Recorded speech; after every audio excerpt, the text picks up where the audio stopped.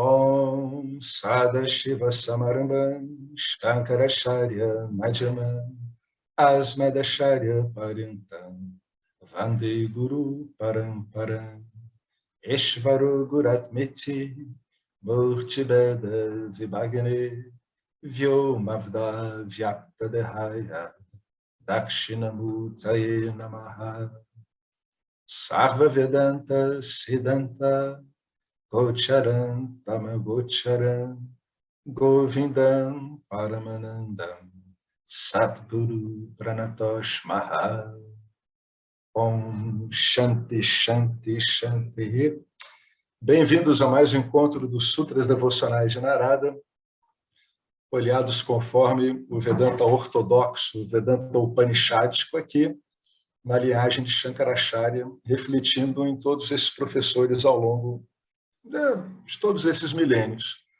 Então, a gente está vendo como é uma interpretação não dual de uma escritura que aparentemente, inicialmente, parece que é dual, né?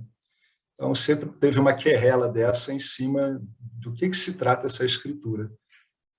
Mas o próprio fato de Narada ser um devoto consumado e procurar um sábio mostra que essa escritura e as conclusões de Narada apontam realmente para a não dualidade. Então, a gente estava parado aqui no verso 49, né? No verso 49. No verso 49, o Narada continua falando quem é aquele que vai transcender Maya, né? Então, o Narada começa, quem é capaz de transcender Maya? Aquele que renuncia até aos Vedas e alcança o amor exclusivo e ininterrupto de Deus. Né? Evidentemente, toda escritura é um meio de conhecimento, né? Mas é um meio. A coisa é literal, é meio. E o conhecimento ele é necessário onde há ignorância. Né? Quem alcança realmente esse amor almejado por todo mundo, em última instância, evidentemente não precisa de absolutamente mais nada. No fundo, não precisa mais de esclarecimento, né? Esse, por exemplo, foi a trajetória de Ramakrishna. Ramakrishna, depois é que ele se inteirou mais do Vedanta ortodoxo, né? Ramakrishna era um baita de um devoto consumado da deusa Kali, né? E toda a postura dele era devocional. Mas vamos ver o que o James escreve aqui. Mesmo que uma pessoa viva a vida de um chefe de família, ela é um renunciante se for desapaixonada de tudo. Se ela não tiver vínculos obrigatórios, vínculos de dependência, vínculos de identificação com tudo. Isso que quer dizer desapaixonado. Essa pessoa ela é definida no Bhagavad Gita, capítulo 5, verso 3. Aquele que não deseja ou odeia, ele é um sannyasi pelo temperamento. Tal indivíduo, sem esforço, é livre da dualidade. Aquele que realmente não deseja ou odeia. Sem esforço significa que a disciplina do Karma Yoga não é necessária, porque essa pessoa é livre de gostos e aversões. Isso não significa que ela está automaticamente liberada, apenas que ela não tem dúvidas sobre quem ela é e, portanto, não requer mais o Vedanta. Uma vez que o conhecimento tenha sido obtido, o meio torna-se irrelevante. É aquilo que a gente tinha comentado um pouco acima, né? Uma vez que o conhecimento tenha sido obtido, ou seja, uma vez que a ignorância tenha sido cancelada, o meio torna-se relevante. O meio cumpriu a sua função. É isso que ele está querendo dizer. Né? Você atravessou o rio, então você não vai pegar o barco, não vai botar na sua cabeça e não vai ficar arrastando o barco por uma estrada. Barcos não servem para andar em estrada. Então, o barco cumpriu a função dele. Como Shankaracharya diz no Nirvana Dashakam, verso 7, não há governante nem regras, nem aluno nem treinamento. Não há você e nem eu. Este universo, esse manifesto, né, não é real. pois a realização da verdadeira natureza do ser não tolera nenhuma distinção. Aquilo que resta, o auspicioso, o único, sou eu, o eu único, a consciência ilimitada que aparece nessa miríade de objetos e formas, aparentemente com existência própria, aparentemente com uma existência peculiar a cada uma, como se cada coisa dessa tivesse um fim em si mesmo. Aqui, o que o Shankaracharya está descrevendo é o resultado final, né, de uma visão dual. Como é uma realidade una, né, uma realidade não dual, você não tem distinções nenhuma. E você, inclusive, não tem distinções que consigam explicar isso funcionalmente. Por isso que a visão derradeira não pode ser explicada. Pode ser vivenciada, mas não explicada. Porque, como não há mais partes, obrigatoriamente não há distinção, porque a distinção só pode ser quando se enxergam partes. Isso parece, assim, a princípio, quando uma pessoa lê isso e ela não tem um meio de conhecimento para lidar com esse tipo de verso, né, numa escritura, ela acha que isso aqui é oriundo meramente de uma conclusão e de uma aplicação do que está nas escrituras. Entretanto, o Vedanta ele deixa muito claro em cada escritura dele que é um meio de conhecimento. Ele não está falando desse objeto, entre aspas, de conhecimento. Fundamentalmente, o Vedanta ele vai falar objetivamente da nossa ignorância. Essa é a única objetivação possível. É por isso que se diz assim, qual a diferença básica de conhecimento direto para indireto? No indireto, você substitui o significado último de você como a própria consciência. É por isso que eu digo assim, conhecimento indireto. Só existe a consciência ilimitada. Isso é um conhecimento indireto. Qual é o conhecimento direto? Eu sou essa consciência ilimitada. Essa é a diferença. O que isso mostra? Que houve um shift, houve uma mudança de identidade, né? Na verdade, não houve uma mudança de identidade. Houve uma recuperação da sua identidade originária. Houve um restabelecimento do que sempre foi e que foi aparentemente solapado, né? Aparentemente oculto por uma série de ignorâncias que... Como é que se registra a ignorância? Quando o indivíduo começa a ficar identificado, né? Qualquer identificação é uma ignorância.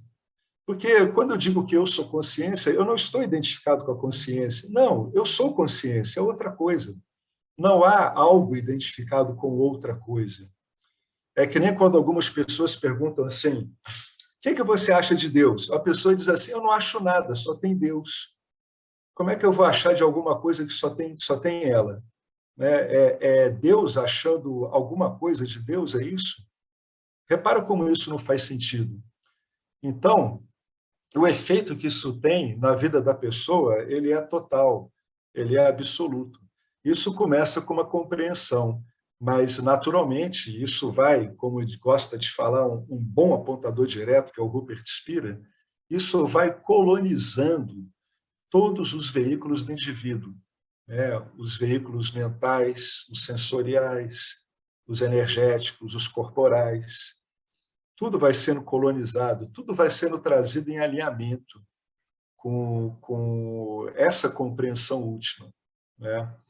Essa compreensão última não é obtida por raciocínio, isso é uma revelação mesmo, eu falo mesmo abertamente, é uma revelação, né? A gente já comentou aqui que revelação é uma coisa que ocorre com o ser humano o tempo todo, só que ele não está acostumado a usar essa palavra no cotidiano dele. Então, o que o Vedanta faz? O Vedanta propõe usar tudo isso no seu cotidiano. Por isso que o Shankaracharya escreve aqui, num mundo onde você compreende que não há partes, não há governantes nem regras. Esse mundo ele rege a si mesmo, do mesmo jeito que o seu corpo rege a si mesmo. A gente pode ver que esse mundo rege a si mesmo pelas aparentes partes que a gente vai recortando, né? A mente humana recorta, ela recorta um corpo. Ela diz, eis aqui um corpo. Mas mesmo nesse recorte, né, você consegue observar que esse corpo ele rege a si mesmo. Ele tem o funcionamento dele, tem o tempo de vida dele, tem o modo como ele lida com as coisas, tem peculiaridades. O que a visão dual ela traz para a pessoa é o suprassumo do óbvio. Veja bem, esse mundo ele sempre pôde existir sem os questionamentos humanos, não é? O ser humano ele apareceu muito tempo depois, né? Então não havia ninguém nesse mundo preocupado em descrever o mundo. Isso surge com o intelecto humano. Enquanto não havia ninguém preocupado em descrever o mundo continuava fazendo exatamente o que ele faz sempre, ele vai por ele mesmo. Esse tipo de constatação, que é a jogada final da despersonalização do indivíduo, tira do indivíduo o foco no fazedor. Ele percebe que, em última instância, não existe um fazedor. Não dá para ele dizer que ele é um fazedor. Mesmo as menores ações dele, como pegar um copo, tem outros componentes envolvidos que a nossa ciência já conta aos milhares, e seguramente, se for contar, serão milhões. Desde a pulsação cardíaca conveniente à sua vida, o ar entrando nos pulmões, o adequada transmissão de impulsos nervosos. Repara como tem coisa atuando o tempo todo para que você pegue um copo, né? A sua volição aparente em colocar a mão no copo e retirá-la do local. Mas repara como isso é mais um fator apenas. Então, é como se tudo fosse feito para que um copo fosse erguido.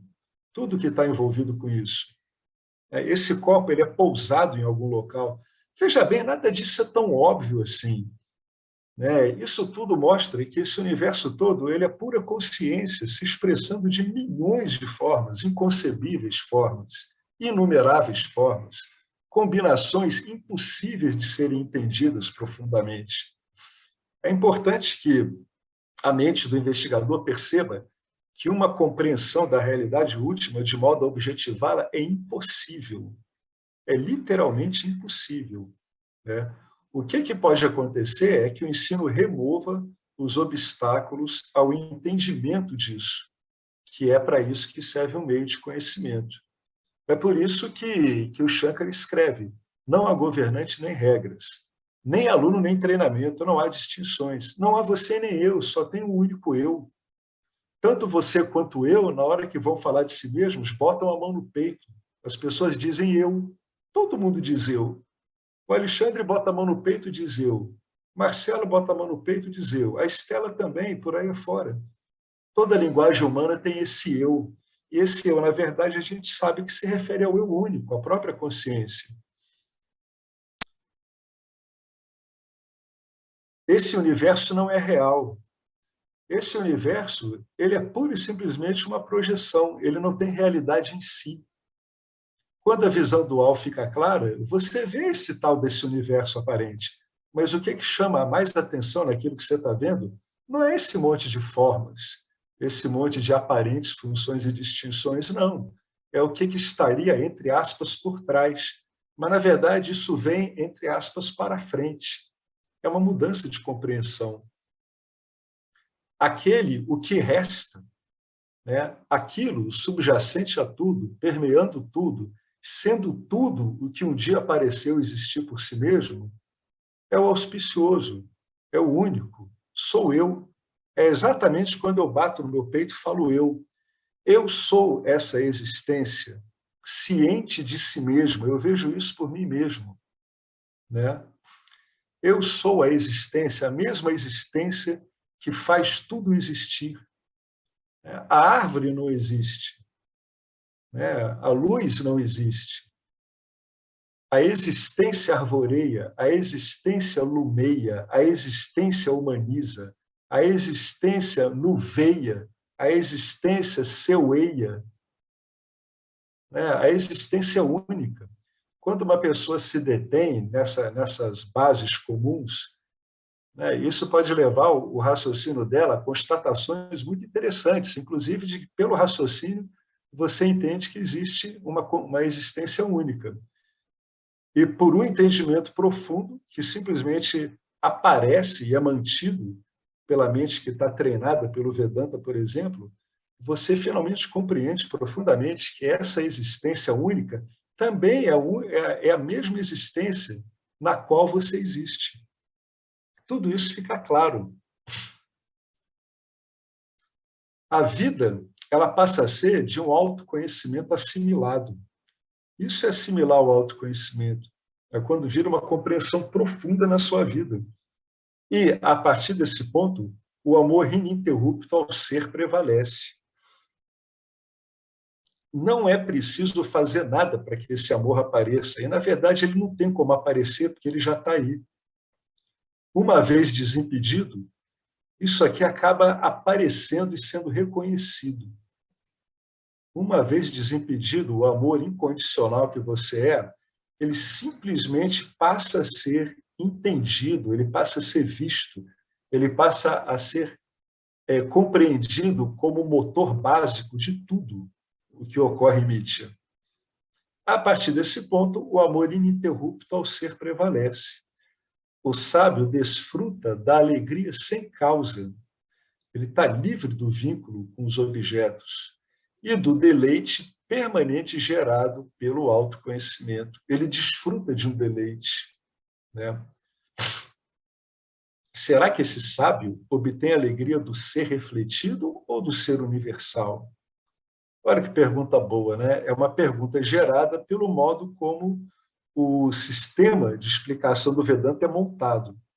A gente sabe que tem consciência original e refletida. Então, pode ocorrer essa pergunta, né? Mas, afinal de contas, isso é oriundo da consciência original e da refletida. Aí o Vedanta vai resolver isso equivalendo os dois. Essa distinção se torna irrelevante, porque o autoconhecimento destrói a ideia de que eles são diferentes. O autoconhecimento mostra que há uma única luz, uma única existência. E o que se chama de luz refletida, consciência refletida, através da analogia do espelho, a gente entende claramente que se trata da mesma luz, né? A luz que incide em cima do espelho, ela faz com que o espelho reflita raios de luz. A luz é a mesma, né? A física prova que é tudo fóton. Então, essa analogia é muito boa. É exatamente a mesma luz. Isso mostra para o intelecto que, quando isso ocorre, essa função intelecto, ela compreende claramente que essa luz que ilumina ele, o intelecto ele é apto a fazer essa descoberta. Essa luz que ilumina ele, intelecto, não é do intelecto. Isso para o intelecto que está treinado, que ele está com um bom modelo de cancelamento de ignorância, como é o caso do Vedanta, ele compreende isso facilmente. Facilmente, ele entende que essa luz não é dele, né? Pelo contrário, essa luz vivifica ele. E ele tem funções específicas que permitem esse conhecimento. Por quê? Porque é um conhecimento que ele é oriundo de compreensão. Quando a compreensão é para valer, esse conhecimento fica, ele não oscila mais. Por isso que ele escreveu. Essa distinção dada pela pergunta, como muitas distinções que as aparentes perguntas são feitas no Vedanta, são anuladas pelo próprio uso do modelo. O autoconhecimento destrói a ideia de que eles são diferentes. O autoconhecimento corrobora o apontamento dado pelo Vedanta, que diz que só há uma única luz de verdade. Por quê? Porque só há uma existência, né? E o que a gente está vendo aqui? A gente está vendo basicamente do aspecto ilimitação, que em Nietzsche acaba se desenvolvendo como um amor. Primeiramente, é compreendido para uma satisfação de desejos. Depois, como um amor voltado a coisas queridas. E, finalmente, é um amor que existe por si só, que ele nunca dependeu de nada. Tudo que a gente faz no Vedanta é ir retirando camadas de má compreensão dadas pelo condicionamento, pelo vício no funcionamento do sistema, pelo vício dado em se interpretar a atuação de Maya como real em si. É isso o que o Vedanta vai removendo, né? Ele remove os obstáculos à compreensão. Em essência, qual é a diferença entre um raio de sol e o próprio sol? Fundamentalmente nenhuma. Se existe apenas um ser, ele é ilimitado. Porque a gente pode dizer que ele é ilimitado porque não há outro ser que o limite. né? Porque se eu tiver mais que um ser, eu vou ter que encontrar um limite entre ambos.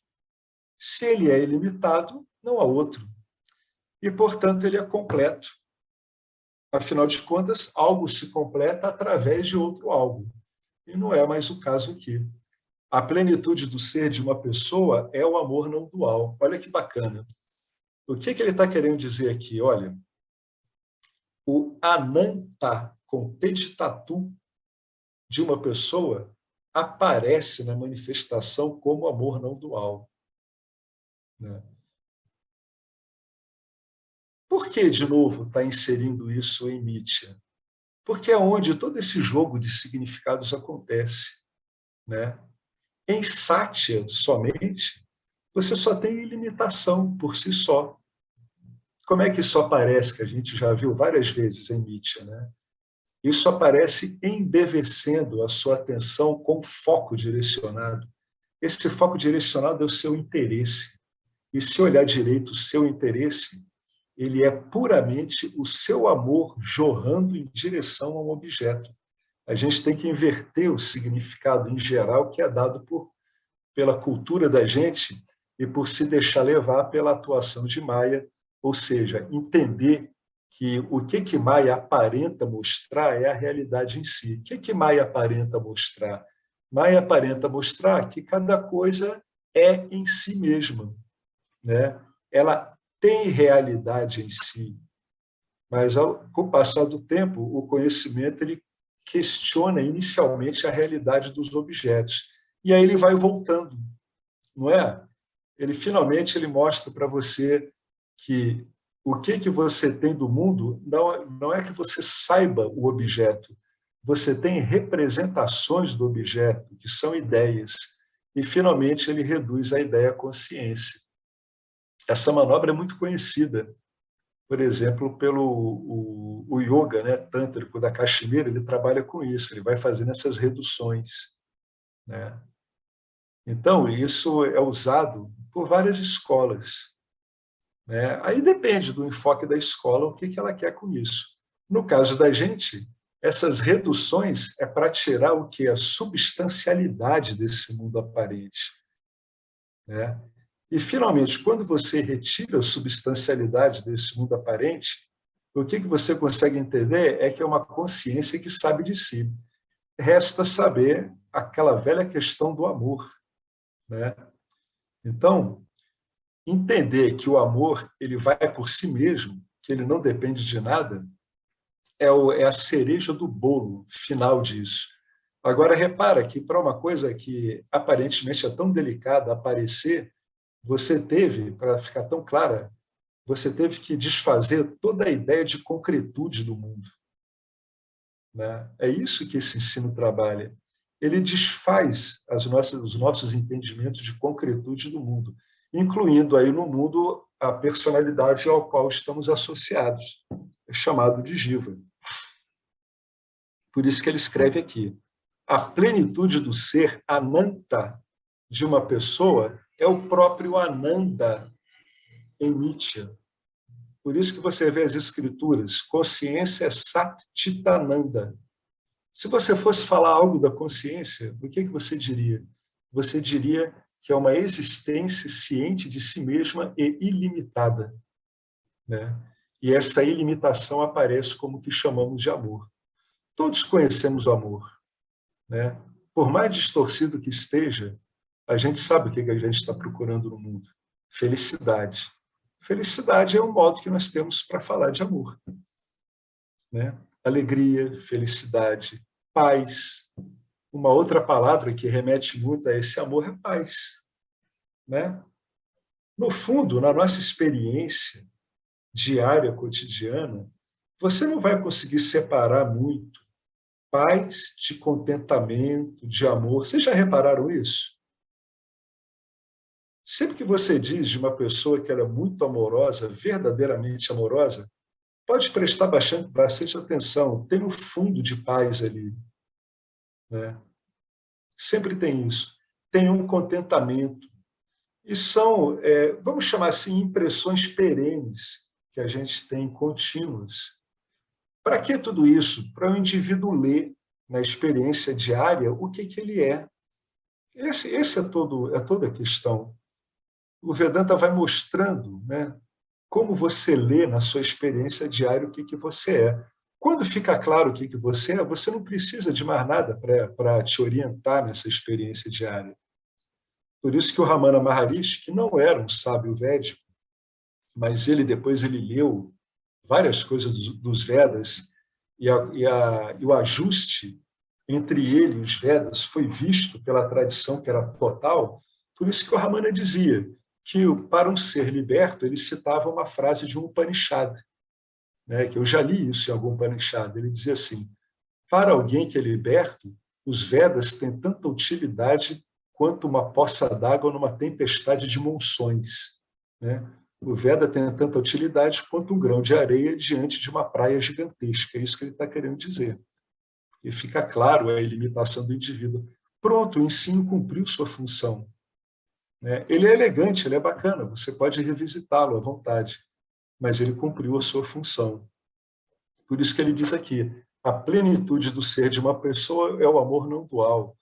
É o amor que não está referenciado mais no mundo onde você via primordialmente objetos.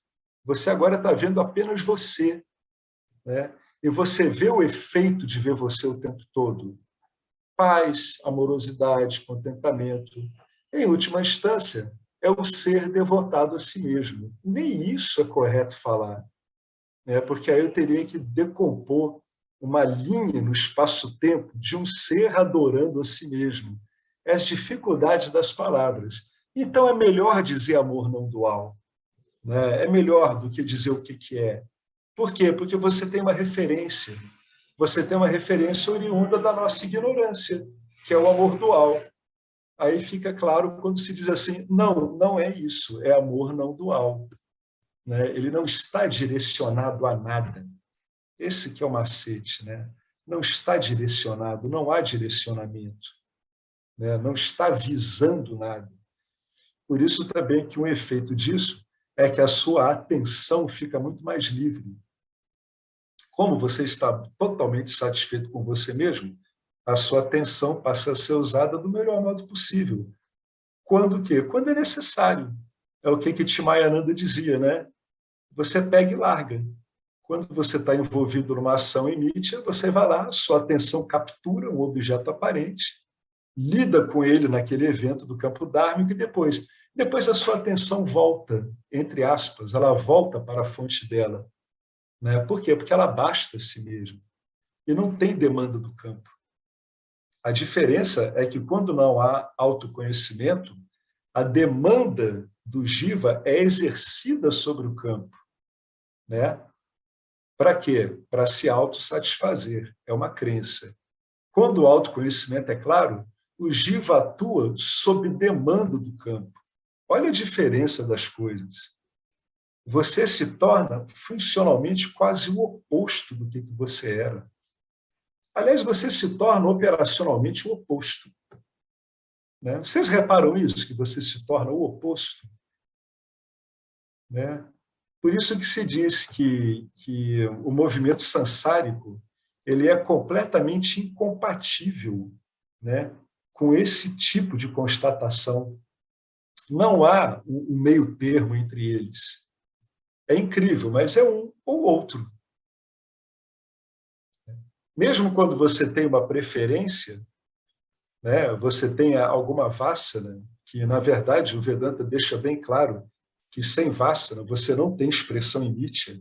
O Vedanta é espetacular nisso também, né? Todo mundo tem inputs de ação. Só que as vassanas, elas não causam em você uma identidade, né? Elas dão a você, no máximo, uma preferência. Se não puder ser constatada essa preferência, você se vira com o que tem. Afinal de contas, o relevante é o campo.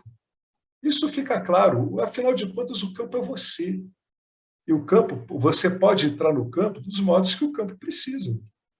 Muitas vezes o campo não precisa das suas preferências. Elas estão completamente dispensáveis naquele momento.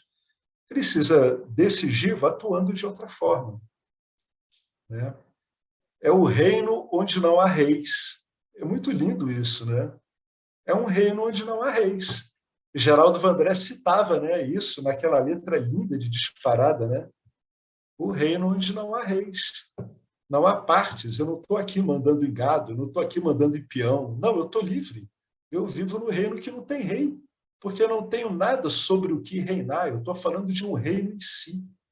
Era esse o reino ao qual Jesus se referia, o reino dos céus. Né? Não há reis nesse reino. Aí ele cita de novo um capítulo do Bhagavad Gita, novamente no Bhagavad Gita, que é o capítulo 3, verso 17. No entanto, não há nada mais a ser realizado para aquele que ama apenas o ser, está feliz apenas com o ser e que está contente apenas com o ser, vírgula, sendo o próprio ser, vírgula, no próprio ser, sem distinções. Essa é a liberdade. Não é a liberdade desse suposto agente fazer o que ele quer, que é uma fonte tremenda, mais cedo ou mais tarde, de frustrações. Não. Então, olha essa frase aqui, vamos repetir ela. No entanto, não há nada mais a ser realizado, né? Nem sansaricamente, né? Porque o indivíduo já não está referenciado no sansara há muito tempo, ele está procurando a transcendência do sansara, e nem no próprio fato dele, daquilo que motivou ele a realizar que ele mesmo. A coisa já está feita. Não há nada mais a ser realizado para aquele que ama apenas o ser. Está feliz apenas com o ser, está contente apenas com o ser, sendo o próprio ser, sabendo de si. É quando um sábio ele olha para a lua e ele brinca e diz assim, eu estou lá. Olha para uma outra pessoa e diz, eu estou aí. Vê um esgoto e diz, eu estou lá também. Vê uma criança correndo alegre, eu estou lá também. Isso é uma convicção profunda, isso funciona assim mesmo. Ele se vê o tempo todo, ele só está se vendo, independentemente do que ele está vendo, se é agradável ou não. Isso aí é que é um dos maiores obstáculos. A visão não dual é a visão dos pares de opostos. Por isso que Krishna ele insiste tanto. Procure se libertar da visão dos pares de opostos. Qual o melhor modo de se livrar da visão dos pares de opostos? É o conhecimento de Ishvara. Isso lhe dá uma garantia boa de que os pares de opostos eles ocorrem de modo impessoal, eles ocorrem por efeitos automáticos. Porque se isso não ficar claro para a pessoa, devido ao próprio fato da natureza benigna do ser humano, o ser humano tem uma natureza benigna, né? Totalmente benigna. Devido ao fato dessa característica dele, ele vai repelir de modo pessoal aquilo que é ruim e vai procurar trazer para si, olhando pessoalmente para aquilo que é bom. Mas não, Krishna insiste, se afaste da visão dos opostos, entenda tudo como Ishvara, entenda tudo como efeito impessoal. Quem age são os gunas, não há fazedor. Esse tipo de compreensão libera o indivíduo da visão dos pares de opostos. Então, quem está agarrado com a visão de pares de opostos, é legal voltar ao conhecimento de Ishvara e aplicar ele em vários ambientes, desde ambientes agradáveis até ambientes desagradáveis. Né? E saber que todos eles são regidos pelo mesmo automatismo. Isso é muito delicado. Isso aqui, para mim, é o passo mais complicado, quando o indivíduo ele larga esses pares de opostos. É como se a gente estivesse falando de além do bem e do mal, além daquilo que é avaliado como bom, além daquilo que é avaliado como mal. Isso acaba dando esse efeito mesmo. Não quer dizer que o discernimento seja perdido, pelo contrário, ele se torna mais refinado. Mas esses pares de opostos não situam mais o entendimento do indivíduo e nem mesmo a atuação dele. Ele vai atuar como um karma yogi, tá? Essa é a explicação que é dada, mas sem ser isso uma intenção, sem ser isso uma prática. A ação é dada espontaneamente. Por isso que Shankaracharya falou aqui, não há governantes nem regras. Quando eu estou atuando como um karma yogi, eu estou observando uma regra. No caso do autoconhecimento, quando ele é introjetado e dá liberação, não, essa ação ela é espontânea. Outra coisa, o pensamento espontâneo, do qual James fala, né? Você passa a ter pensamentos naturalmente dármicos, satívicos. Você não tem mais pensamentos que estão fora disso.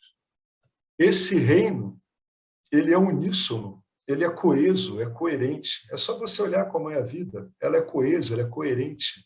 Ela é, vamos usar um monte de palavras aqui. Qual que será melhor para cada um, né? A gente não sabe. Um todo orgânico. Essas são as palavras. Quem é mais importante? Uma bactéria ou uma baleia? Né? Um pequeno vírus ou uma constelação? É claro que não tem diferenciação nenhuma. Né? A coisa não pode ser avaliada em termos de dimensionalidade. O que é grande, o que é pequeno, o que dura muito, o que dura mais. Não, não é isso, não é nada, nada, nada disso. Né? O indivíduo continua usando esses parâmetros por conveniência. Mas isso não tem mais importância na significância que ele dá ao mundo. O mundo perdeu a significância em si. O que ele vê é um monte de aparências da eternidade. É isso que ele está vendo. Não há hierarquia. Tinha um sábio no século passado, o Atmananda Menon, que ele veio desse yoga sensorial de Caxemira, né, mas aí levou isso para o lado do autoconhecimento. Ele realmente ele foi levando aquilo sempre ao extremo, até o fim. E no final das contas, sabe o que ele dizia? Ele dizia que nem mais impressionava ele olhar as coisas, porque ele só via a eternidade, inclusive naquilo que parecia acabar. Isso é uma visão final muito forte, né? O cara nem vê mais temporalidade. Ele lida com tudo isso, claro, a gente vai lidando, são as demandas do campo, mas o importante é o significado que as coisas têm, porque é isso que vai mobilizar a sua mente, é o que vai mobilizar a sua compreensão, o seu olhar, o modo como os seus sentidos trabalham, o seu corpo, o seu aparato energético, tudo isso está trabalhando dessa forma. Você entra num total relaxamento. Então, a chance que tem de todo o teu sistema trabalhar melhor é muito maior. Não quer dizer que não vai dar nenhum problema, com frequência dá. Porque é assim, essas coisas elas duram esse tempo, nessa eternidade, depois elas somem aparentemente também. Mas o que é relevante é o significado, porque o indivíduo distende. Por isso que você tem tantas referências, né? Eu me sinto mais solto. Muitas vezes, em vários satsangs, você vê as pessoas falando efeitos da compreensão. E aí elas procuram manter o efeito. Elas procuram técnicas para que aquele efeito permaneça. Isso aí quer dizer que o discernimento dela não está ainda bem estruturado. Se o discernimento dela tivesse estruturado, ela não estaria interessada, porque ela saberia que o que ela está falando dela são efeitos. Né? Alguém quer comentar alguma coisa sobre isso que a gente está falando?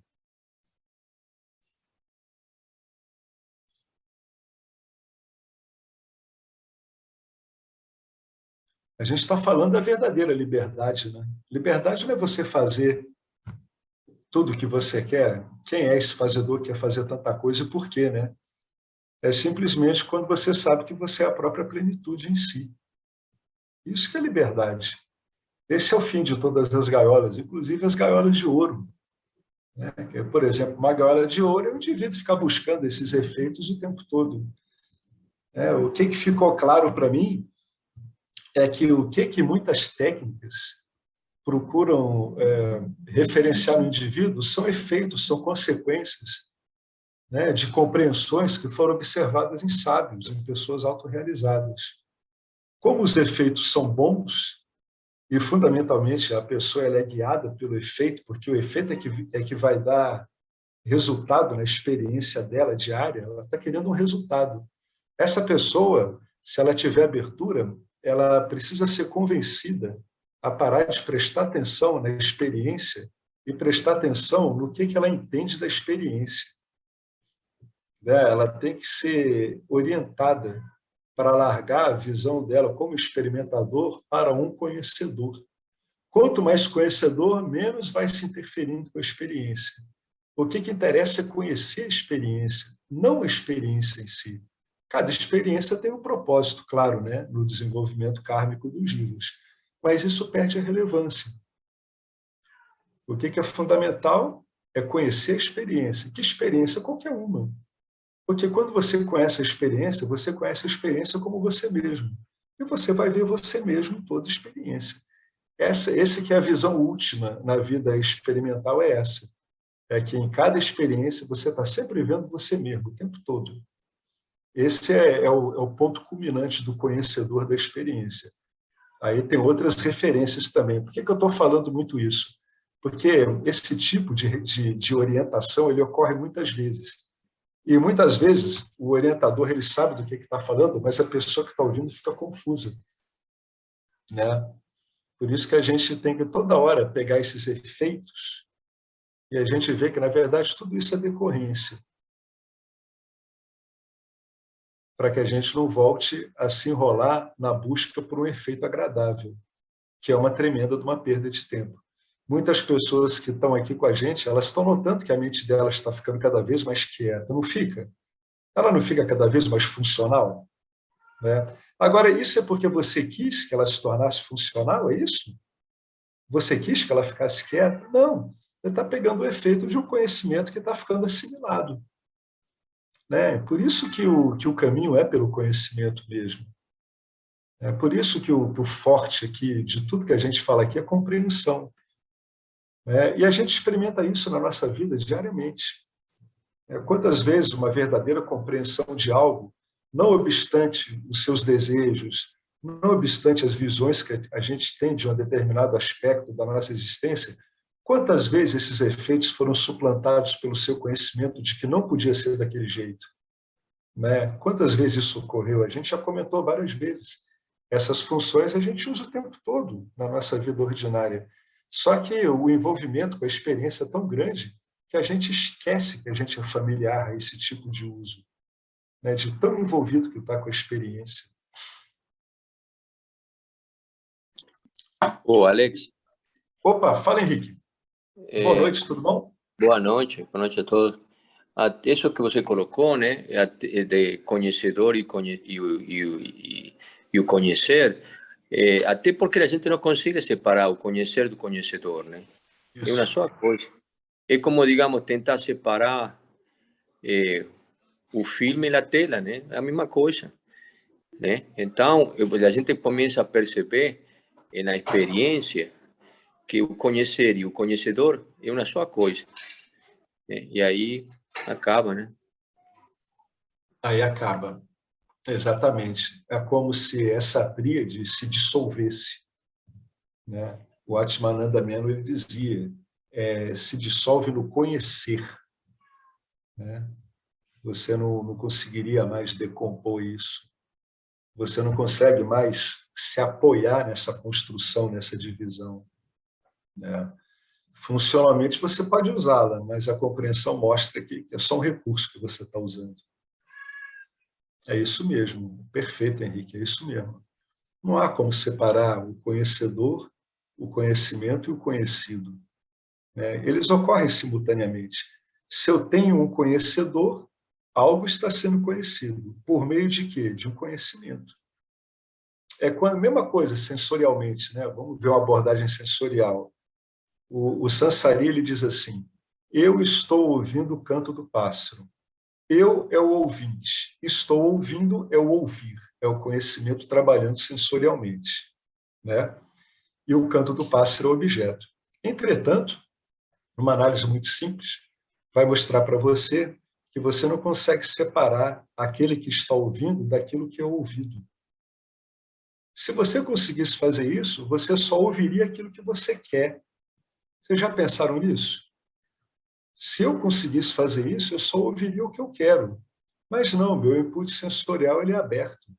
Por definição, meu input sensorial ele trabalha sem um agente e sem um objeto da ação.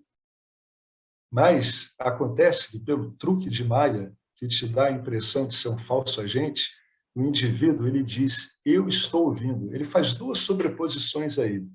A primeira é quando ele toma o único eu como um eu individual. Eu. Aí, esse truque ele já começa a estar pronto para dar o próximo passo do próximo truque. Eu ouço. Eu ouço o quê? Eu ouço aquilo. Né? Isso é um monte de conclusões errôneas que vão sendo feitas quando eu admito que eu sou um eu individualizado. Mas a própria experiência ela vai te mostrar com perfeição. Você não escolhe o que ouve, você não escolhe o que ver, tudo entra. O teu próprio input sensorial ele não tem barreira, ele não possui barreiras. Né? E aí a gente agora pode decompor tudo em conhecimento. Por quê? Em última instância, o que importa na sensorialidade é o que você conhece dela. E o que a gente conhece das coisas são pensamentos. E o pensamento é apenas a função satívica sendo exercida na manifestação. Então, a gente pode usar todos esses recursos do Vedanta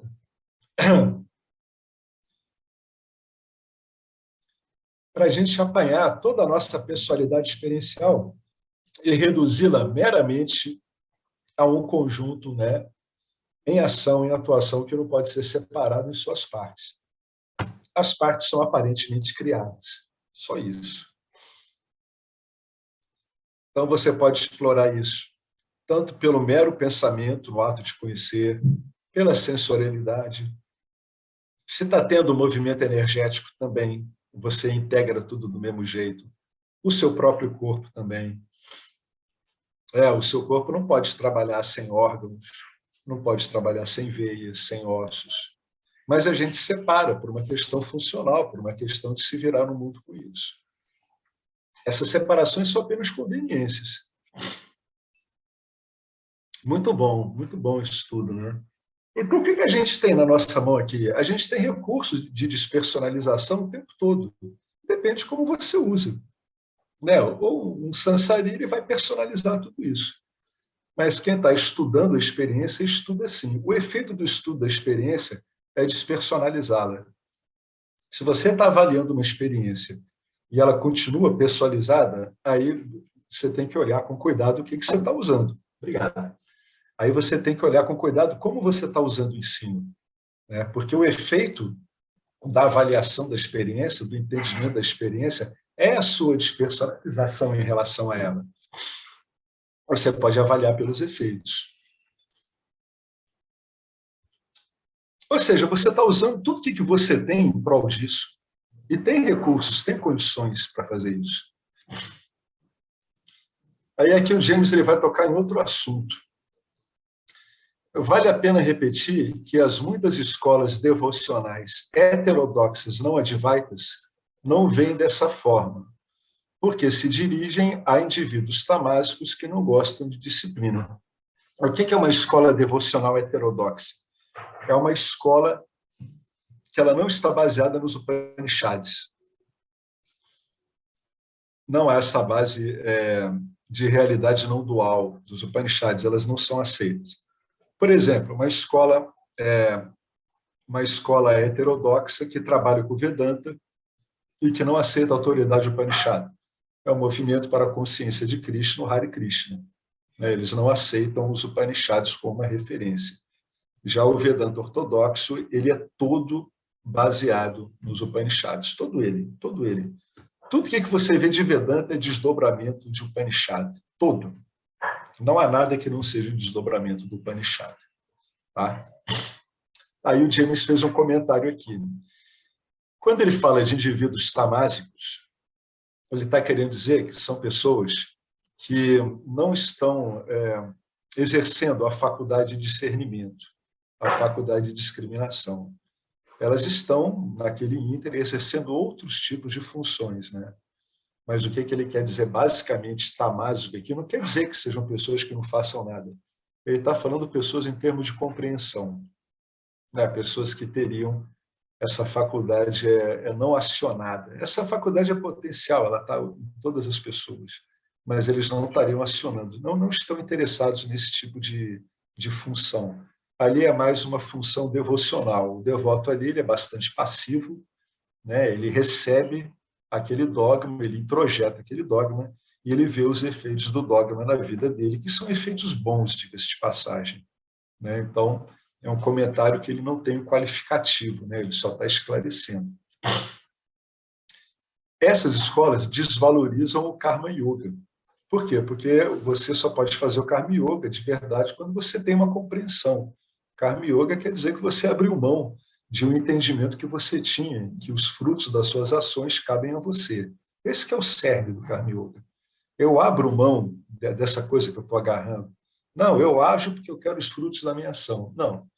O correto entendimento do Karma Yoga faz com que você compreenda que os frutos das suas ações não decorrem de você e nunca decorreram nem vão decorrer por uma questão de impossibilidade do sistema. O sistema não tem como trabalhar assim. Elas desvalorizam também aquelas 5 oferendas que a gente viu, Panchamara Yarga, naquela lá de cima, as 5 oferendas obrigatórias, porque elas despersonalizam também o indivíduo, e quando o indivíduo é despersonalizado, ele vai criando bases para um posicionamento não dual. E como elas são duais, elas não vão lidar com isso. E a investigação do Vedanta, porque é tomada a experiência devocional em si, né? É aceito que você realmente está lidando com um outro ser, com uma outra existência, né? Então, você existe e Deus existe. Você existe em Deus, mas são existências que elas não podem ser unificadas numa base em comum. Essa que é a base de uma escola heterodoxa. E pode usar o Vedanta para isso. Aí, então, vai fazer as suas interpretações em cima disso. Existem livros aí do Movimento para a Consciência de Krishna, que são leituras do Bhagavad Gita e outros assim, que são olhados do ponto de vista dual, onde não há referência aos Upanishads. É o que ele colocou aqui, ó. Essas pessoas estão felizes em renunciar a esses entendimentos todos e por que eles são feitos assim, antes mesmo de praticá-los. Não estão interessados nisso, né? Não tem importância também, está bom assim também. É o papel que é cumprido aí também. Tem esse papel também, né? Não é para ficar recriminando esse tipo de papel, ele existe. É só para saber que ele trata a coisa de um modo diferente. Então, você encontrar um livro de, como se chama, de Bhaktivedanta, você já sabe que é uma escola devocional heterodoxa. Você vai abrir aquela escritura, você não vai encontrar uma referência upanishádica, nenhuma. Tá? A referência vai ser outra. Vão ser textos sempre duais. O que elas argumentam? Elas argumentam que você precisa apenas do amor de Ishvara. Por isso que ele diz que são devotos tamásicos, né? Devotos receptivos, né? Devotos que só fazem receber, né? Só estão ali em uma posição passiva. Ele tá realçando o posicionamento passivo. Elas preferem chamar Ishvara de Bhagwan o tempo todo. E essa é a ideia. No belo dia, ele aparecerá para levá-las para a moksha. Mas a renúncia aos Vedas só vem depois do Karma Yoga, do Upasana Yoga e a investigação do Vedanta. O Upasana Yoga, ele pode ser composto de várias coisas, né? Inúmeras meditações, japa, mantras. E todo o Upasana Yoga tem 2 funções específicas: foco e manutenção de foco. Ou seja, está tornando a sua mente algo capaz de manter-se, né, numa relação com o objeto por muito tempo. Em relação ao conhecimento vedântico, qual é o fundamento do Upasana Yoga? É tornar sua mente capaz de se manter agarrada no Mahavakya pelo tempo suficiente. O que é isso? Focar e manter o foco é a base da contemplação das escrituras. Então, está tudo voltado para isso, né? Mas a renúncia aos Vedas só vem depois do Karma Yoga, do Upasana Yoga e da investigação do Vedanta. Só vem depois do Karma Yoga, o Upasana Yoga e do Jnana Yoga. E o amor ininterrupto a Deus é a convicção fundamental de que eu sou ilimitado, eu permaneço no ser como o próprio ser. Por isso que o cara diz, eu sou Deus.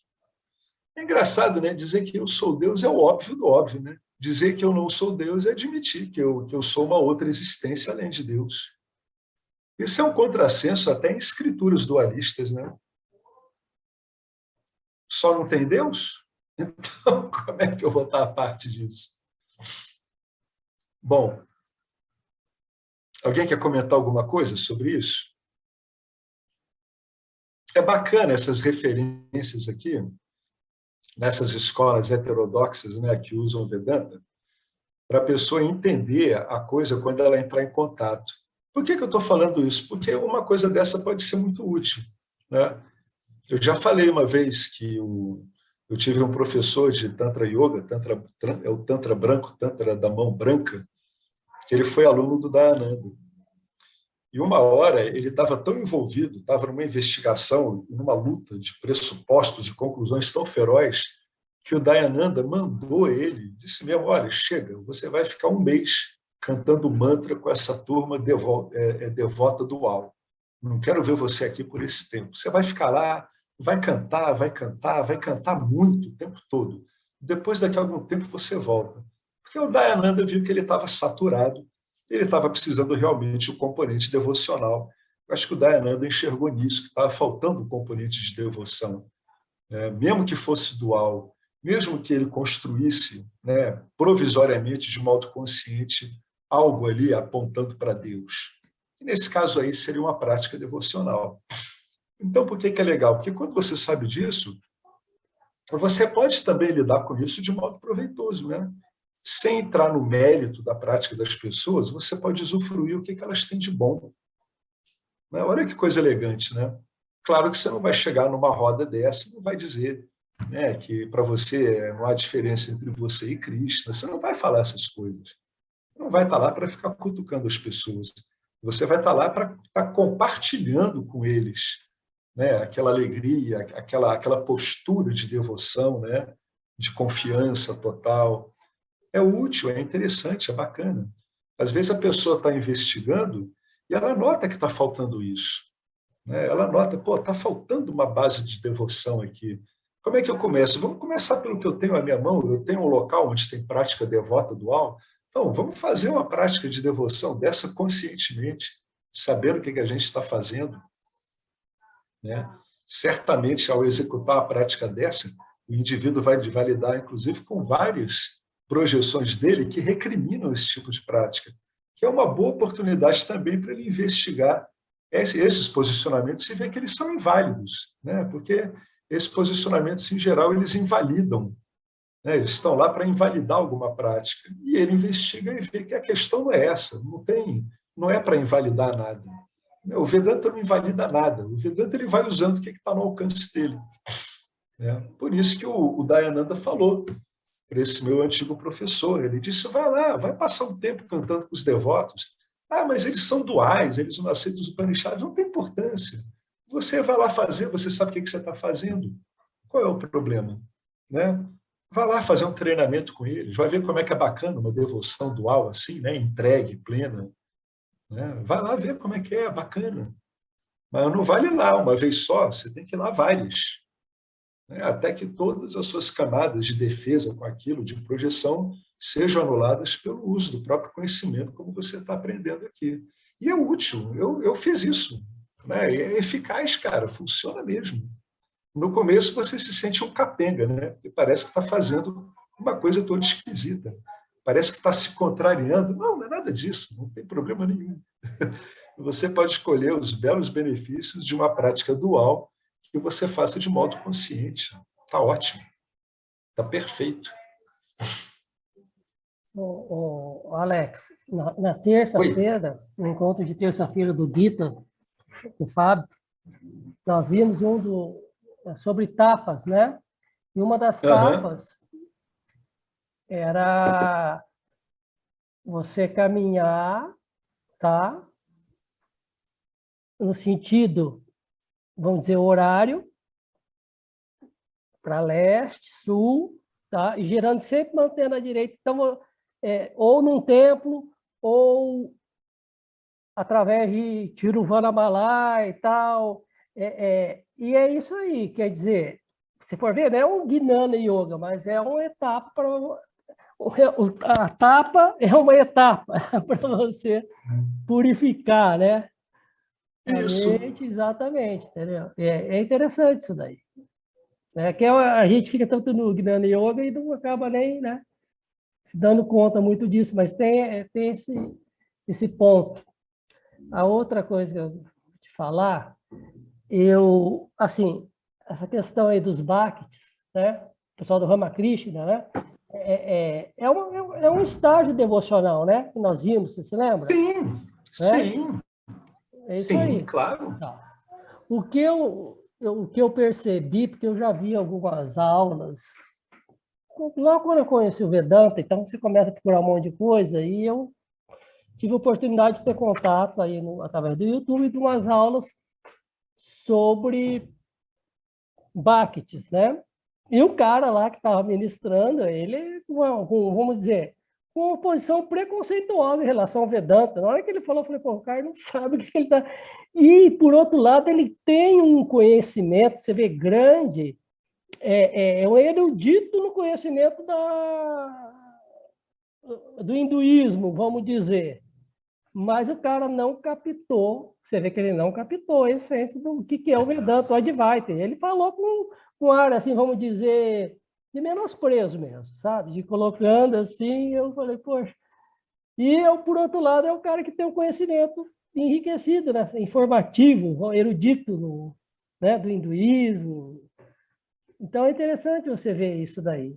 Só que aí eu comecei a refletir e falar, mas o Advaita ele consegue inserir muito mais facilmente o Bhakti do que ao contrário, do que o Bhakti, entendeu? Justamente porque o Advaita, o Gnani, quem está no Gnana Yoga, ele já está no quinto estágio, vamos dizer, buscando o quinto estágio, né? Então ele insere todos, ele não exclui, que eu não vi no posicionamento do Bhakti. Ele taxou o Vedanta como se fosse uma coisa assim, segundo time, vamos dizer. Intelectualoide. Isso. Mas é estágio. O que é bacana, assim, no Advaita, que a própria proposta do indivíduo, que ele vai para uma visão não dual, ela necessariamente ela vai ser integrativa. Ele vai integrar, é como você falou, o Vedanta integra o Bhakti, mas o Bhakti estrito, heterodoxo, não tem como integrar o não dual, não tem como, é impossível. Então, é uma pena, porque eles deixam de usufruir o que temos de melhor, ao passo que nós podemos usufruir o que eles têm de melhor. Olha que espetacular, cara, quando você não discrimina as coisas. Isso, tipo, ele fez um comentário assim, de ser um absurdo o Jiva se achar, se integrar junto com o Ishvara, entendeu? Eles acham absurdo. Como que você é Deus, né? É interessante isso daí. Mas você é Deus? Aí, por quê? Tem você e Deus? Tem Deus e um monte de coisa? Quer dizer que Deus é Deus, o mundo é Deus e um monte de coisa, é isso? Essa é uma velha briga milenar dos caras, né? Quando eu conhecia aquele monge lá de Rishikesh, que eu falei para vocês, o Atmananda, ele dizia, olha, a gente tem que ter um pouco de cuidado com esses devotos muito heterodoxos, muito radicais, que eles odeiam a gente. A gente não tem nada contra eles, pelo contrário, mas a gente tem que ter um jeito com eles.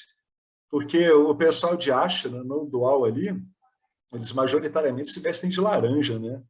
Assim como muitos Bhaktas. Então, dá umas rixas tremendas entre eles. Mas, como você falou, né? Para ele, um cara desse, como você citou, ele ficaria perplexo da gente estar estudando um livro devocional, né? Mas a verdade é como está escrito aqui, né? O James escreveu, eles não têm nem interesse nisso. Porque se você vive o tempo todo imerso num ambiente devocional dual, que é patrocinado por várias práticas no ashram, naquele ambiente, vai dando um baratão no cara, sabe? Dá um ondão mesmo. E o cara não vai querer saber de investigar aquilo, né? Agora, se tirar ele dali, aí ele pode estar ferrado, entendeu? Ele vai ter que correr de novo para o ashram. Que nem o amigo lá do James. Não mexe não, mas é meu. É Não quentinho e mexe é nisso, meu. isso fede, mas é meu. Pode feder, pode ser um problema, mas é meu, eu sei. É a referência, né? É bacana essas observações que você fez. Mas também é bacana, como você indo numa palestra daquela, você pode compreender isso tudo. Né? E o fato do cara falar mal do Vedanta não te incomodou também. Você olhou e disse, isso é assim mesmo, é a conclusão que dá para ele chegar. Qual o problema, não é? Contanto que eu não fique levantando o dedo aqui, debatendo com o cara na cova da onça aqui, que aí seria uma imprudência total, né? Aí seria coisa de maluco. Né? Mas contanto que você não faz isso, você aproveita o que tem de bom. Tudo tem um lado muito legal que dá para aproveitar. E o bacana é que, como o Vedanta puxa pelo discernimento, ele bota o indivíduo numa posição onde o Jiva consegue capitalizar isso a favor dele, né? Que nem essa que o Dayananda mandou lá, o meu antigo professor, ir cantar. Vai cantar. Mas, pelo amor de Deus, não fala que você está vindo daqui, né? Não vá cometer essa imprudência. Se vista como eles, respeite. Né? Pô, respeite os caras têm lá os méritos deles. Né? Não é o que queremos, mas é um procedimento que pode ser útil. Agora, a hora que o cara começa a falar, aí a gente liga, né? A gente liga a porta de entrada do ouvido, a porta de saída também, né? Porque aí a gente não vai precisar reter aquilo ali, que aquilo vai soar uma coisa mais assim pueril, né? Mais tolo, vamos dizer assim, né? Sem ser preconceituoso. Uma coisa mais pueril, com menos discernimento, né? Mas é bacana, dá para usar bem tudo isso. O Vedanta ele dá essas condições de uso do indivíduo saber se virar bem. Vai lá, ouve o que ele interessa, pratica o que interessa. Eu não vim aqui por um templo desse para ficar ouvindo o cara falar mesmo. Então vamos lá dançar e cantar, que é o que importa, é o que eu estou interessado. É repetir um mantra, cantar e dançar, exatamente. E aproveitar aquilo como uma praçada agradabilíssima do Senhor, né? Aproveitemos, pois, né? Vamos para Roma, vamos nos comportar como romanos e vamos usufruir o que Roma tem de legal. O resto não é com a gente. Deixa eles com eles. Eu lembrei-me que acho que foi em 2019, eu estava lá em São Paulo, na Avenida Paulista, no domingo. E aí tem várias atividades que eles fecham a avenida lá, né? E na hora que eu cheguei de cara, eu peguei um pessoal do Hare Krishna. Foi muito interessante porque eles estavam dançando, é bonito aquela festa que eles É fazem. bonito, cara. Aí já me chamaram, aí eu entrei no meio lá, eu falei, é uma condição, foi legal ali, né? Você vê o ambiente, é bem festivo e tal. É isso que eu estou É falando. uma comunhão, né? Você Isso, está comungando com eles. É isso. bonito, cara. É muito bonito. É uma cerimônia muito bonita. Eu quero aparecer nos templos, sabe? Participar. Uma vez eu fui, eu adorei, eu pulei muito, cantei. É muito bom, cara. Né? A comida deles é uma delícia, os doces são maravilhosos. Os doces mais gostosos que eu já comi foram os portugueses e deles. São incríveis. Então você aproveita. Pô, você aproveita, aquilo é uma dádiva de Deus, né? Vamos aproveitar, né? Por que tem que ser como a gente acha que é certo? E que importância tem o que a gente acha que é certo numa hora dessa, né? É só saber lidar com os caras do jeito adequado, não tem problema. É muito bacana. É bacana isso, é bom. Né? Esse yoga do amor me fez, né, religar essa função devocional de um modo muito compreensivo, né? Muito compreensivo. Aí fica ótimo. No verso 50... Ô, Alex, antes Oi. de passar aqui, né, eu fiquei pensando... Eu ouvia, né, desde criança, uma certeza ali no mundo católico, né, do onisciente, do onipresente, do onipotente, né, que é tão forte e é como se fosse uma declaração repleta de entendimento para todos, né? Mas aí, porque, né, o que é Deus, né? Aí você faz uma pergunta dessa, e aí o onipresente, né? Isso, e você não é Deus, né? Essa que você estava falando, não, imagina, né? Mas e o onipresente, né? E você não é o único, né? E quando você traz também essa coisa dos pares de opostos, mas e o onisciente, né? Não é o sabedor de tudo? Então, permite, né? Como se fosse assim, não, isso aí não é de Deus, né? Como se fosse, mas não é o onisciente, o que está presente e o que sabe, né? E onipotente também. Então, eu fico assim, isso ecoou para mim a minha vida inteira. E interessante porque ecoou com ignorância. Porque eu não sabia o que era isso, de verdade. E por mais que fosse o tempo todo, vamos dizer assim, minha vida inteira, todos os domingos quase, você tem, de certa maneira, palavras como essa, né? E aí você fala, poxa, caramba, estou trazendo isso porque, não sei como que a gente carrega isso sem realmente olhar para o que o que eram essas palavras que estavam sendo ditas ali, né? O papel do dogma, né? Você passa a se vincular a uma religião através do dogma. O dogma ele não vai te dar uma explicação razoável. É dogma. O indivíduo aceita ou não. O dogma não é investigado, né? Quando você questiona isso, né, você está questionando o dogma. E a gente sabe o que acontece com uma religião institucionalizada quando o dogma é questionado, né? Você cria um herege. O produto do questionamento de um dogma é um herege, um apóstata, né? Por quê? Porque ele está questionando uma coisa que o arcabouço dogmático não está dando conta mesmo. Né? Não tem como dar conta. Aí qual é a solução do grupo? É expulsar o cara. Bota ele para fora, então, pô. Ele está questionando, a gente não tem resposta, chuta ele. É aquela coisa, né? A estrutura ela tem aqueles mecanismos, né? Que toda a estrutura da manifestação tem, né? Tem a inércia dado, né, pelo próprio dogma e tem a reatividade que vai expurgar aqueles que questionam, né? O mestre Eckhart,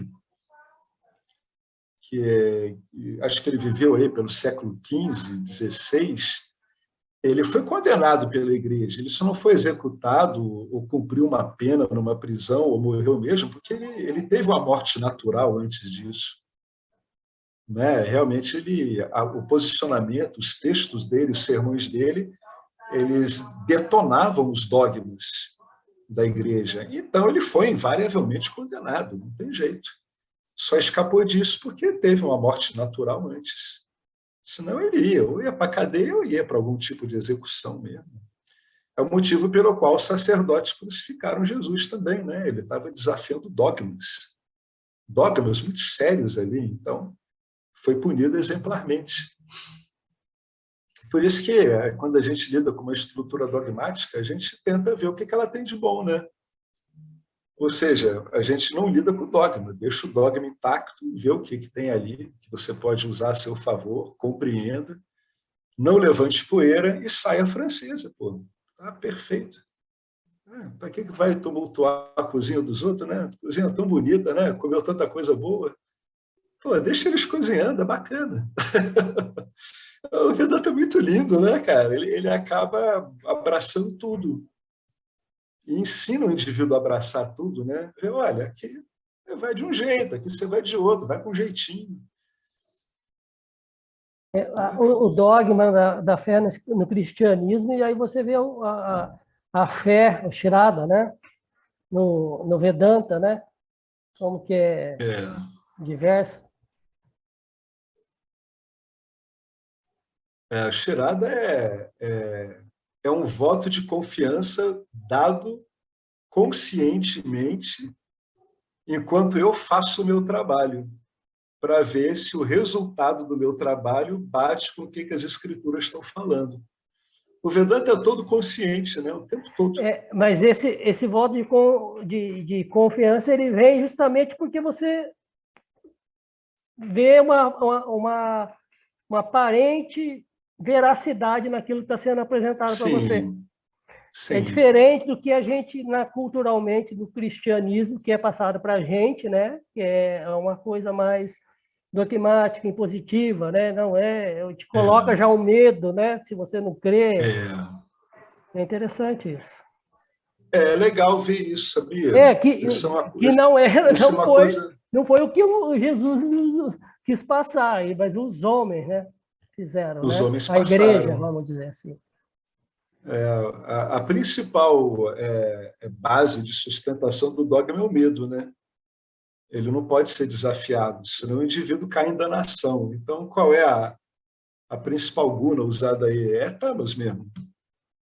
Né? A principal formatação do dogma é uma manifestação tamásica mesmo.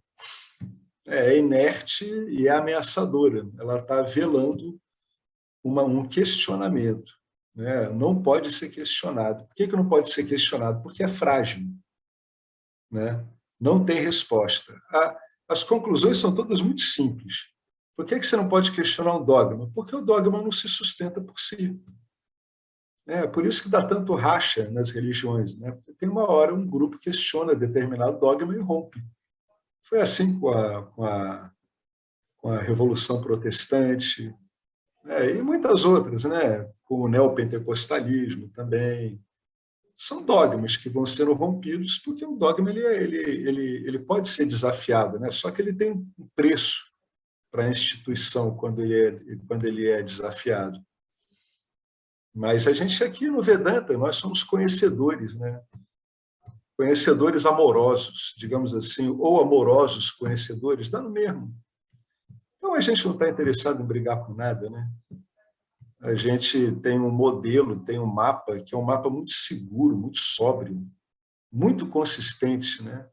À medida que o tempo passa, a gente vai olhando para esse mapa, a gente vai vendo como ele é espetacular, né? Como é que ele é útil e como é que ele dá conta do recado mesmo. Inclusive do que seriam situações embaraçosas, ele dá um jeito também. É só ir aplicando. E aí você obtém as coisas legais, né? Às vezes é bacana você ver um ritual litúrgico, sabe?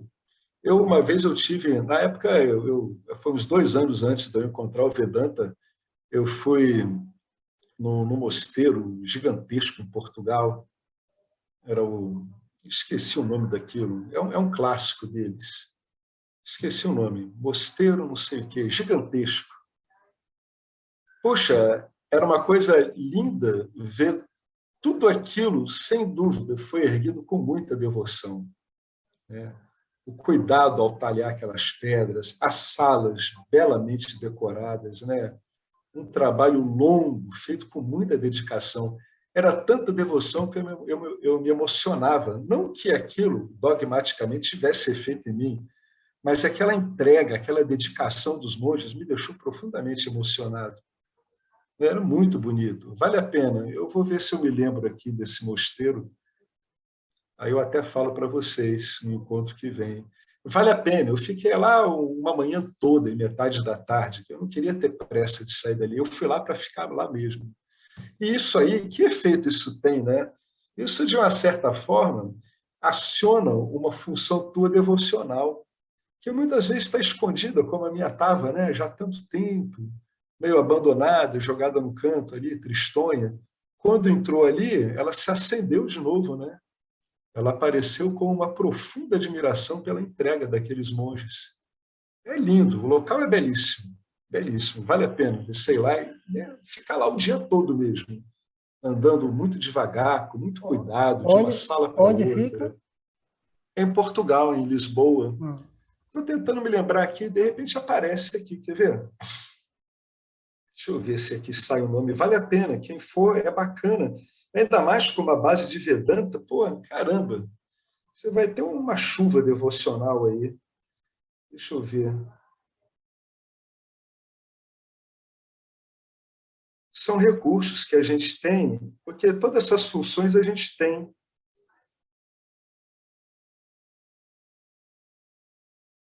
A gente não usa, mas um Vem no ser humano se equipamento, né? devota... Ah? Vem no equipamento, né? Todas essas funções. Está tudo no equipamento, Betânia, tudo. Tudo no equipamento. Vamos ver o que a pessoa usa. O bacana do Vedanta é que ele usa o equipamento todo. Isso que é legal. O nome é Mosteiro dos Jerônimos. É lindo de morrer. É muito lindo, mas muito lindo, lindo, lindo, lindo. É famoso, né? Muito famoso, belíssimo. É uma obra espetacular, feita ao longo de não sei quantas centenas de anos. Uma ordem atrás da outra, continuando um trabalho primoroso. É como se aquilo ali exalasse devoção por tudo que é pedra, tudo que é gravura, tudo, cada cinzelado que eles deram naquelas pedras era devoção pura. É muito lindo. Aí é bacana você, né, já com uma estrutura dessa de Vedanta, você vê uma reza, por exemplo, um canto gregoriano, você começa a entender o que é aquilo, só que você entende de um outro jeito. É uma compreensão do planeta Plutão. Profundamente enraizada. E saiu aqui uma energia do Plutão aqui. Astrologia védica. Astrologia védica. Vamos lá, vamos para o último verso aqui. O que ele coloca aqui? Ó? Tal pessoa, verso 50, certamente vai além de Maya, ela vai além dessa suposta aparência do mundo, né? Dessa suposta surgimento desse mundo, dessa suposta independência, existência desse mundo, e ajuda o mundo, né? Se referindo às outras pessoas, a fazer o mesmo. Tal pessoa certamente vai além de Maya e ajuda as outras pessoas a fazerem o mesmo. Tal pessoa é alguém que se submete ao processo devocional completo aqui descrito. Aqueles estágios aí que o Marcelo falou. Aqueles estágios são ótimos para você não só olhar qual é o ambiente devocional onde você está, como também, principalmente, para você aplicar em você mesmo. Que às vezes o indivíduo ele tem componentes devocionais que estão meio espalhados por aquele mapa. Então, você vai puxando e vai integrando eles. Você vai vendo e vai puxando, um a um. Ele ou ela evita companhias mundanas, né? Tal pessoa certamente vai além de Maya e ajuda o mundo a fazer o mesmo. Ajuda o mundo, ajuda outras pessoas a fazerem o mesmo. Ele tem um impacto positivo nisso, mesmo que essas pessoas não saibam disso. Tal pessoa é alguém que se submete ao processo devocional completo aqui descrito. O mapa daquilo é aquele mapa lá das 5 práticas ali, né, dos 5 estágios devocionais, na verdade, né? E uma coisa interessante, naquele mapa ao qual o Marcelo se referiu, em geral, ele serve para 2 coisas, para a gente se orientar em relação a outras linhas de devoção, né? E principalmente para a gente ver onde estão os nossos pontos de devoção, que às vezes o que a gente chama de minha função devocional, ela está meio que fragmentada em várias significações, dependendo da importância que você dá a cada uma. Então, com aquele mapa ali, você vai trazendo uma a uma e vai integrando, até que você consiga ficar bem uníssono ali em cada etapa daquela. Ele ou ela evita companhias mundanas, né? Fundamentalmente, ele evita uma intimidade com companhias cujo maior objetivo é obter a felicidade de objetos. Se engaja no satsang, por exemplo, é isso que a gente está fazendo, isso aqui é uma reunião cujo fundamento é a verdade última do que somos, segue o Karma Yoga na íntegra e assume uma investigação rigorosa quando a mente se torna contemplativa. Finalmente, após assimilar o conhecimento dos Vedas, essa pessoa está livre para descartá-los, que já cumpriram a função, e pode afirmar com total confiança: eu não sou a mente, eu não sou o intelecto, eu não sou pensamento, eu não sou ego. O ego, fundamentalmente, é a ideia que as pessoas têm de si mesmas. É o modo como elas vivem, o modo como elas acham que elas estão vivendo. Eu não sou os órgãos da audição, do paladar, do olfato, visão, do tato. Eu não sou o céu, a terra, o fogo ou o ar. Eu sou a consciência sempre pura e bem-aventurada. Eu sou Shiva, eu sou Shiva. Shiva aqui seria o equivalente a Brahman, né? Seria Nirguna Brahman. Nivanak Shatkam, verso 1. Se houver alguma dúvida acerca disso, Narada dá uma garantia. Ele diz que certamente você vai atravessar o Sansara. Tendo atravessado, agora você pode ajudar os outros a fazerem o mesmo. Certamente, uma hora você vai atravessar. Certamente, uma hora todos nós iremos. Né?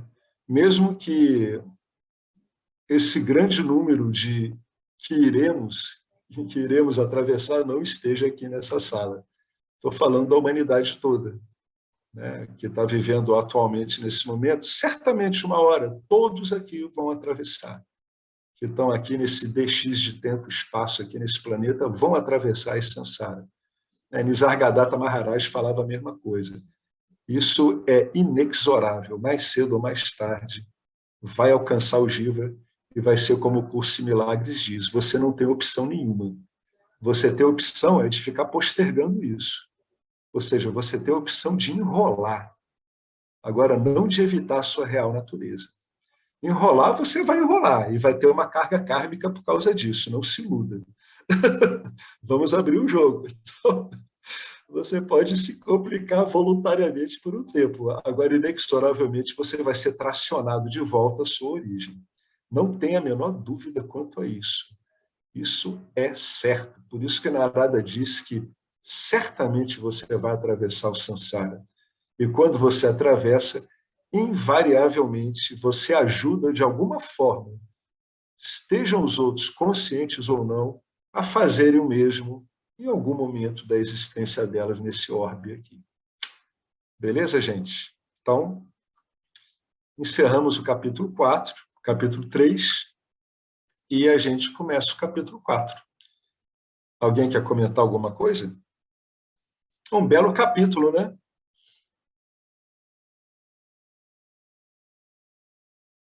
Muito bacana.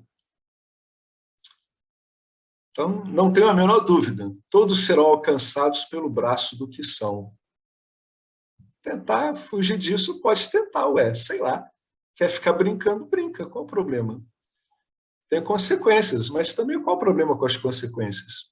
Na hora certa vai te dar recurso para lidar com isso. Né? Certamente, né? Oi, Henrique.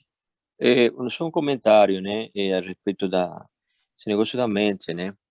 Acho que um conceito que às vezes fica, a gente toma a mente como se fosse uma coisa, um sujeito, um substantivo, né?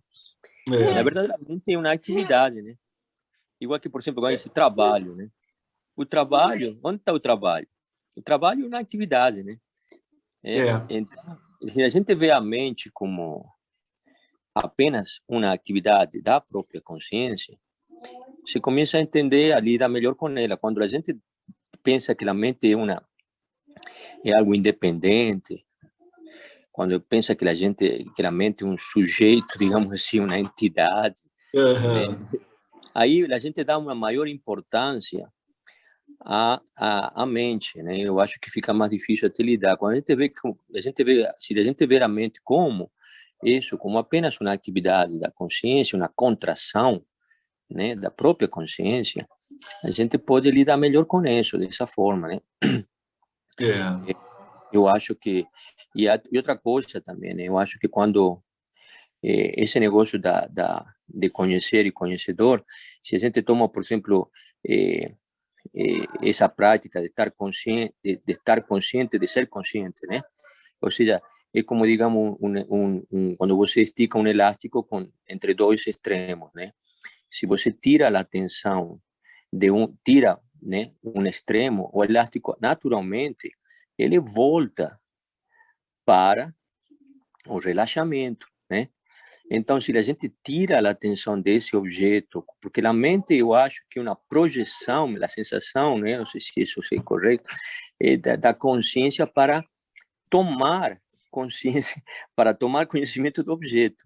Então, se você tira essa projeção, corta essa ligação, né, naturalmente a mente tende a se fundir na própria fonte, que é a consciência, né? Então,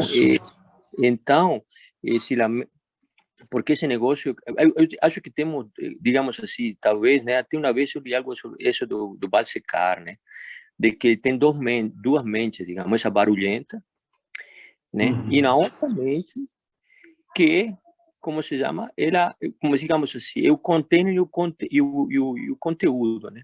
O conteúdo é aquela coisa, né, pensamentos, e o container é a própria consciência, né?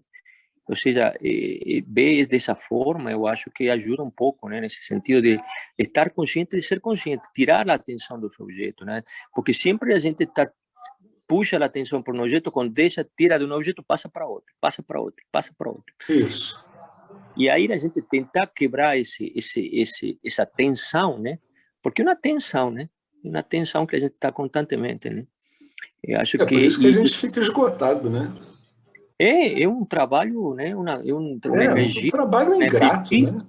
É uma energia muito forte, né? Uma energia que a gente gasta muito forte, né? Sabe? Por isso, às vezes, quando acontecem algumas coisas que a gente passa, entra uma moleza no corpo, porque você é como, digamos assim, como se você deixou de, como se chama, de gastar energia, né? É uma coisa estranha, é como, digamos assim, né? Você deixou de gastar tanta energia nesse negócio de extroversão, né? Quando você parou com isso, aí automaticamente você entra num estado tão profundo de relaxamento, sem estar fazendo meditação, nada disso, né? Entra num estado de relaxamento que o corpo amolece completamente, né? É muito, muito interessante isso.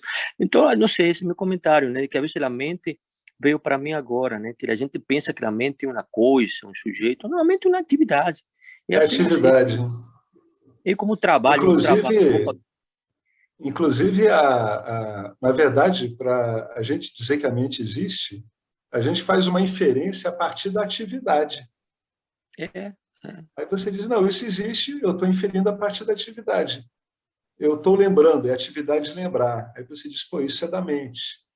Eu estou, né, com pensamentos acerca de um objeto. É uma atividade, é uma função da mente. Por isso que a gente trata a mente aqui mais como um conjunto de funções, né? Atividade, função e atividade. Porque senão o cara, ele objetivamente acaba dando, como você falou, ele acaba dando um grau de existência, de aparente independência da mente que ela não tem. Pô. A mente é um veículo só. É onde ocorre a compreensão também. Né? Mas não dá para dizer que é onde, né? A gente não consegue localizar a mente. Esse é que é o negócio, né? E a compreensão através da mente também, né? Porque você vê nisso Neo-Advaita que já que a mente tem que ser... Não, o processo é mental através da mente, e a mente é a que compreende de que ela que em algum momento ela que percebe sua própria natureza. É a mente que percebe. Ela se funde com a fonte e ela percebe. Eu acho que você começa, a mente, não sei, né? Essa atividade, não sei o que, você começa a duvidar da sua experiência. Então você começa a se questionar, pô, peraí. E aí, pouco a pouco, ela vai se retraindo, vai parando, né? E em algum momento ela percebe, opa, eu sou a consciência. Ela mente através da mente, e o processo será através da mente pela mente, né? Isso. Não é que tem que tirar a mente, que tem que demonizar a mente. É que o processo tem que se dar através intelectual, através da mente, que ela vai entendendo. E a gente, digamos assim, voltando, né? Esse processo se vai entendendo, né? Como, digamos assim, quando a vezes a gente diz que a mente se volta, a mente não se volta.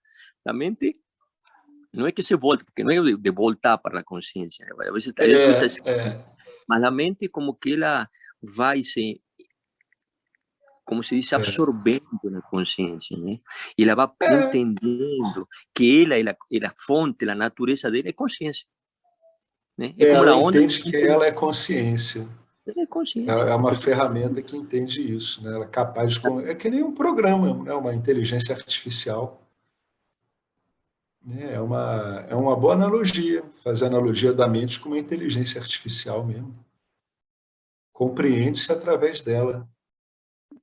E outra coisa também, né, que eu acho, né, esse negócio que a gente pensa que existe muita mente, não, existe uma mente só que se estriçalhou em infinitas mentes, que é a mente macrocósmica de isso. Ou seja, você está vivendo, isso ela está vivendo, digamos, ou seja, você está vivendo infinitos sonhos ao mesmo tempo, através de, em princípio, infinitas mentes, mas essa mente individual não existe, existe só uma mente. É só uma mente. O Ishvara é porque aí aparece tudo como Ishvara, no aspecto que o Vedanta chama de Hiranyagarbha, que é aquilo que contém todos os corpos sutis individualizados. Quando a gente fala Hiranyagarbha, a gente está se referindo ao modo de olhar Ishvara assim. Por isso que se diz que o único que sabe da sua mente, entre aspas, é você e Ishvara, mais ninguém. E Ishvara não interfere, então é contigo. Passa a bola para você obrigatoriamente, não tem jeito. É o Hiranyagarbha, é como se fala no conhecimento do Vedanta, né? Que é védico também isso. Tem nos Vedas isso. É isso aí, gente. Pô, ótimos comentários, chegamos ao fim aqui. Capítulo 3 terminado. E a gente, quinta-feira que vem, vamos começar o 4. Né?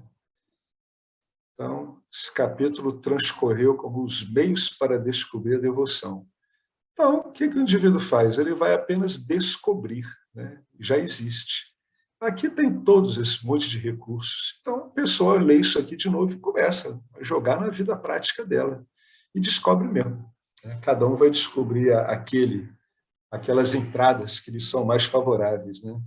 Sempre use as coisas que lhe são mais favoráveis. Às vezes, uma abordagem para uma pessoa funciona, para outra não funciona tão bem. Então, é a própria pessoa que vai investigando, o próprio Jiva, e ele vai entrando pela picada, né, pela trilha que para ele está mais aberta. Né? Vamos sempre pelo caminho mais fácil, né? De dificuldade já chega as estrepulias aí que trouxeram a gente para o Vedanta, já está bom. Já vivemos dificuldade suficiente. Beleza, gente? Vamos encerrar por aqui, então. Bacana, muito bom. Então, vamos lá. Estamos falando de limitação, né? É uma parte, né? De que Upanishad é esse, hein? É o Puro Namada. Fala da própria limitação que somos, né? Então, vamos lá. Isha, acho que é o Isha. É o Isha, né? É o Isha Upanishad. Om Purnamada Purnamidam Purna Mudachyate Purnasya Purnamadaya Purnameva Vasishyate. Om Shanti Shanti Shanti.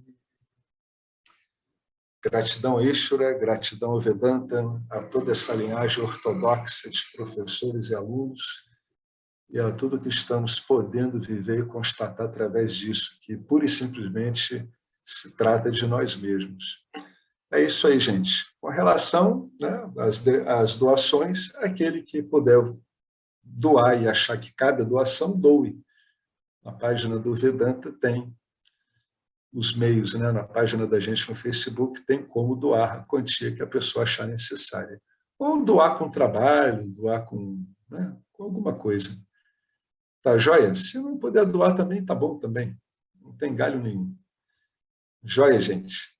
Valeu, até a próxima. Lembrando que a aula será sábado, não será no domingo, não. O professor mudou, tá? Perfeito. Sábado às 10 horas. Tranquilo. Falou, gente. Boa noite para vocês. Grande abraço. Foi de novo um imenso prazer aqui. A nossa intrépida trupe do Brancaleone, né? Os persistentes. Tá ótimo isso. Um grande abraço, um grande beijoca para todo mundo. Tchau.